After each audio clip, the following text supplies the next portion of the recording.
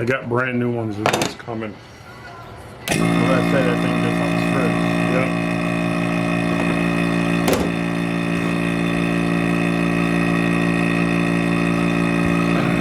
Gotta put it in here, and you gotta calibrate this. You put that in there, and on the low side, 5. right, then you put your finger over this orifice hole, Yep. and it should be 25. And that could change. Wow.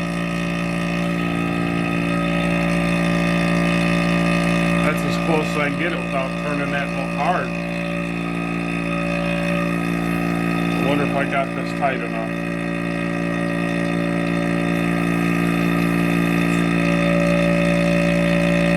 Well, that's as close as I get to 25. I've never had that problem before.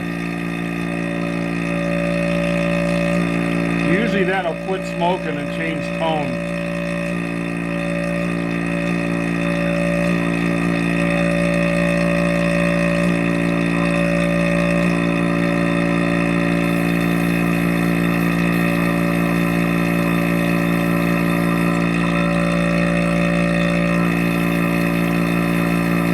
So we're gonna go just a little under 5, I guess.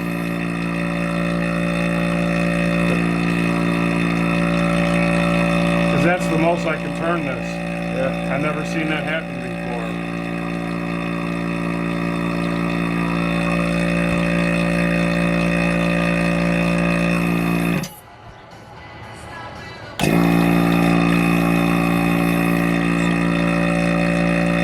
Well, we got to be at 1 under. Alright. So when you check this,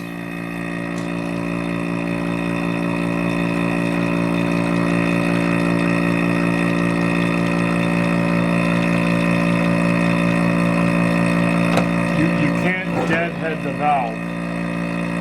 There has to be some place it's got to suck the air from. So if you was to do this square, you couldn't cover everything it's connected with. It has to have a way to get air in. That's where it gets to leak. So like, let's say if you just did that square right there, and there was no other way air can get in there, you're deadheading it. So you can't deadhead it. It's got to suck air through one way. So like when you do this is where the problem is right here between that land and that land. If you cover up this, it's going to suck air from there. If you cover it all the way up, you're deadheading it, and you're going to get a false reading, even though it's going to suck it from here. And you got to be 15 or above for it to pass.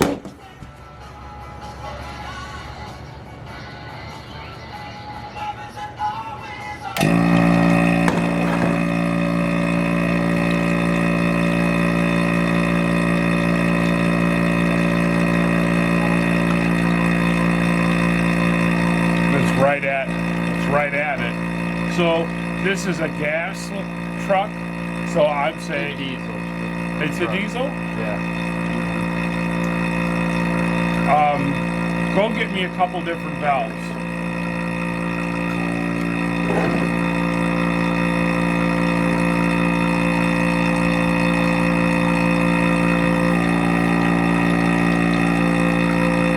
And you got to squeeze on this and see if any valves make any difference. Usually I go with a different color. See, that one made it a little worse. Bring like a handful of them.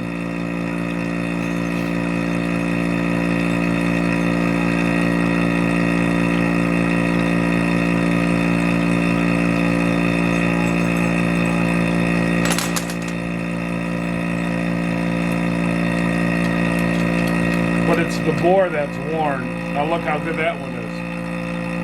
So we're going to go with that valve. you know, maybe it was machined a little bit bigger. But now you got to go make the modification to that.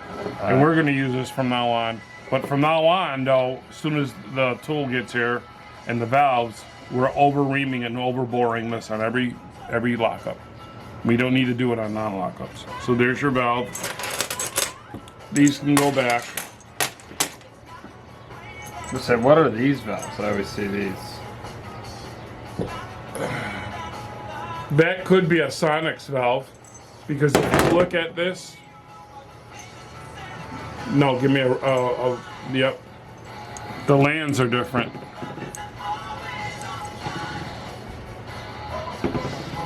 See that? Yeah. That very end land is smaller. And so this is a Sonex valve, but it's not a Sonex oversized valve. It's a Sonex standard valve. You can also tell by the little thingies. Yeah. This some one of them doesn't have them. That must be a year I identification. think this might be oversized. I think this one's oversized.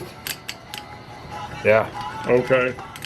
Well, that's good because those valves are $15 a piece.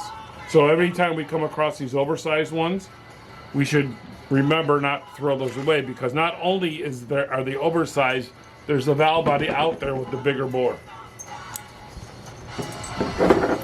But once I get the machine, or once I get all the tooling, we'll be here this week. It's just going to be standard procedure.